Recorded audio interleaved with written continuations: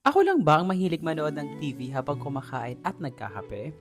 Kasi ako naging routine ko na 'to at paano mo nga ba panonoorin ko yung TV ninyo is nakaharap doon sa living area ninyo, 'di ba? Kaya naisipan ko bakit nga ba hindi na lang ako bumili ng wall bracket? Pero yung wall bracket na bibilin ko dapat ma-adjust siya sa left, sa right. Mabuti na nga lang ang nakita ko sa TikTok itong wall bracket na ito kaya naisipan kong bilhin.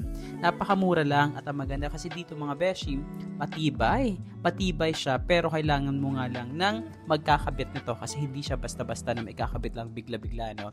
Kailangan kasi butasan yung wall mo at sa kagaya kong hindi marunong humawak ng pambutas na yun mga besh kaya naman pinatrabaho ko na lang to sa ibang tao, diba? Pahirapan ko pa ba sarili ko? Charing! Ayan na nga, at ikabit na nga nila itong aking TV at saka yung wall bracket. Ang ganda mga besh, ang tibay. Kaya kung bibili kayo nito, i-make sure nyo muna kung gaano kalaki yung wall bracket na kailangan ninyo at kung gaano kalaki yung TV. Para naman sukat na sukat at hindi mahirapan yung wall bracket ninyo dun sa TV ninyo mga beshi.